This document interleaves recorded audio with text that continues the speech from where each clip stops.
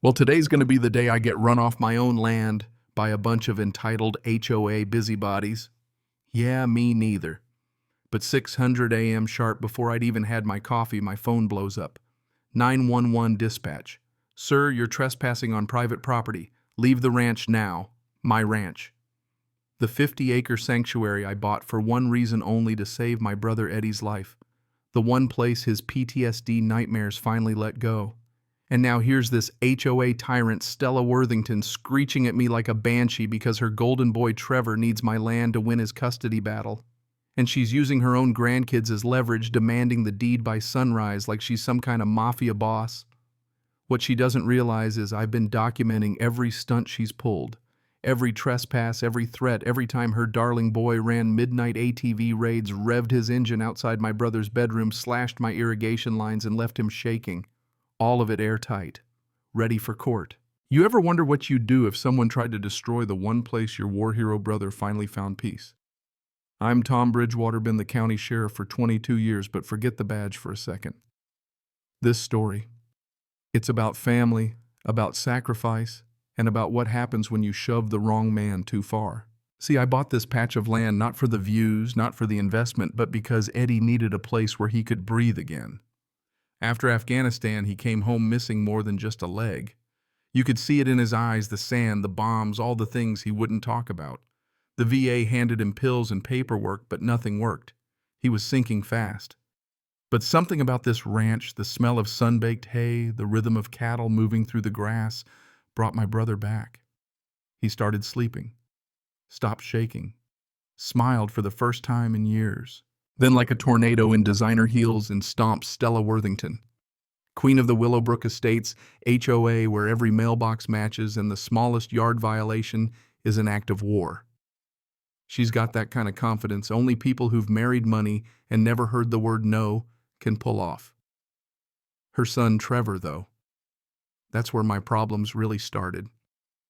Divorced, angry, pushing 33, suddenly desperate to look like Father of the Year. The courts told him, "You want your kids, show us a stable home." And surprise, surprise, my ranch looked just about perfect for his little reinvention tour. First, it was just tire tracks across my pasture. I figured maybe some kid joyriding took a wrong turn. I fixed the fence, didn't think twice. Then it happened again. Barbed wire cut clean. That morning, Eddie found the mess. He just stood there shaking, staring at what used to be his therapy routine wrecked. I could feel something hard and cold settle in my gut, but I kept my cool. You don't spend over 2 decades in law enforcement by flying off the handle. Instead, I set up trail cameras, infrared pro-grade, the kind hunters use. And I caught Trevor clear as day riding his red Yamaha through my property at 2 in the morning, snapping photos of my barn, measuring out boundaries with a buddy like he was planning a heist, not a home. 3 nights, same story. The 4th night, they show up with surveying equipment, stakes, chains, the whole 9 yards, acting like they own the place. I decided to let the evidence stack up. You want to beat people like this? You do it by the book. And then right on cue, my phone rings. 911 again. There's a man illegally occupying property on Meadowbrook Drive, threatening my son Stella in full legalese, painting herself as Mother Teresa and me as the squatter. Thing is, the deputy who rolled up that morning was Martinez, a rookie I'd personally trained. When I handed him the footage, he just stared, mouth hanging open. So she's calling the cops on the sheriff for squatting on his own ranch. Yep, that's about the size of it. But see, property law is simple: step onto someone's land without permission, it's trespassing, period. Even if you're waving court papers and mouthing off about the children. The real kicker. The surveying equipment proved this was all premeditated, not some misunderstanding. A couple days later, the plot thickens. Stella herself shows up, sunglasses worth more than my truck business suit, sharp enough to cut glass, voice sugar-coated and slick as oil. "We'd like to make you a very generous offer for your land," she says. I told her, "Ma'am, this property isn't for sale at any price." She just smiled like she'd never heard no in her life. That's when the legal game started for real. Process server shows up with court documents, family court. Trevor versus me, accusing me of blocking suitable housing for minor children. The paperwork was a masterclass in emotional manipulation. Stella had convinced a judge that my ranch, specifically mine, was the only environment suitable for those kids. She claimed I was harming them by refusing to sell. It was all about proximity to school's therapeutic rural setting. All lawyer speak for how do we steal this guy's land. But here's the thing. Family court judges see this stuff all the time. They know when someone's using kids as pawns. Sure enough, a real estate appraiser shows up, does the tour, starts asking questions. I hand her the camera footage. Her face goes pale. Have you filed charges? Not yet, ma'am. I'm letting them dig their own hole. A few days pass. Next thing I know, 3 black SUVs barrel down my driveway. Out steps Stella Trevor and a pack of lawyers. They're offered $2.5 million. I bought this place for $600,000 5 years ago, but it was never about the money. Trevor pipes up whiny saying, "You're being selfish, man. My kids need a home." Sorry, son, your life, your responsibility. Stella drops the pretense. We have legal options. That same day, my pasture is torn to pieces by heavy equipment. Fences snapped, irrigation lines slashed, water spraying everywhere. The cameras pointed at the ground. Somebody knew what they were doing. Eddie's near a breakdown. And wouldn't you know it, Trevor knocks on my door offering to help repair the damage. The nerve of this guy. Here's the twist he lets slip, that these incidents aren't random. They're running a campaign to make the ranch too expensive to keep up. That's when I bring in Sarah, the county's best forensic tech. She confirms this was a pro job.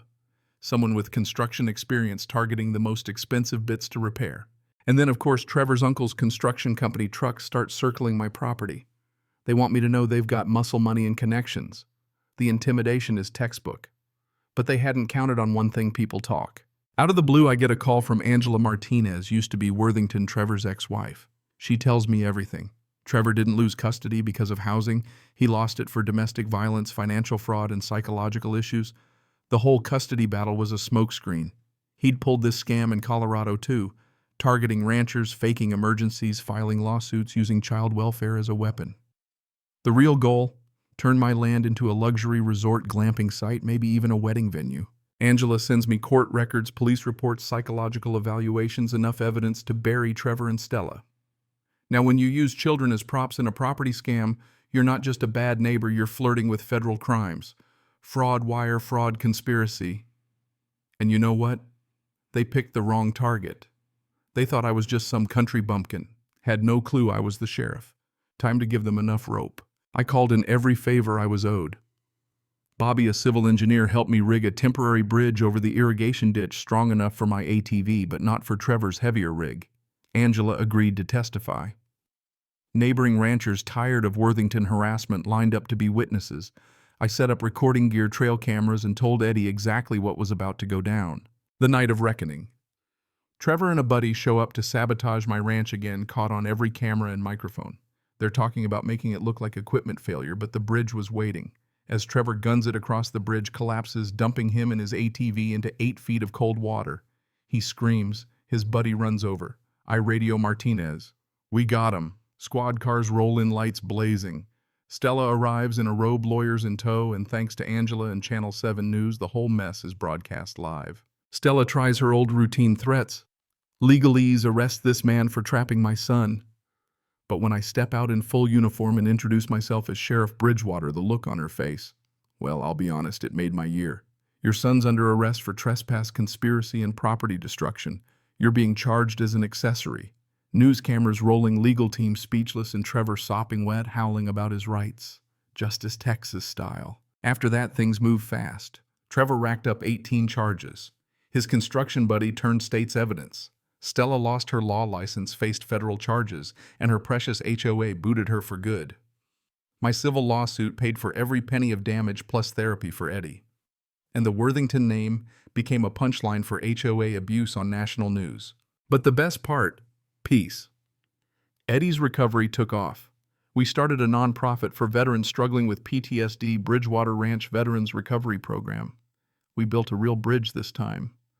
And Angela's kids come out, ride horses, play in the grass, remember what normal feels like. Some nights, Eddie and I sit on the porch, coffee in hand, sunsets painting the sky, the ranch finally quiet. Sometimes you win by standing your ground, by outlasting the bullies, by believing that the truth eventually catches up. It's not just about land or money, it's about what's right. So let me ask you, where's the line? When does standing up for yourself become retaliation? Did justice get served, or did I just outmaneuver some rich folks at their own game? I want to hear your stories. Drop a comment. Tell me about a time you stood up or where the line should be drawn. Let's talk about justice, power, and the real price of peace. If this story hit you somewhere, don't forget to share your thoughts, and maybe, just maybe, we can make sure folks like Stella and Trevor think twice before trying it on someone else. Cảm ơn các bạn đã xem video.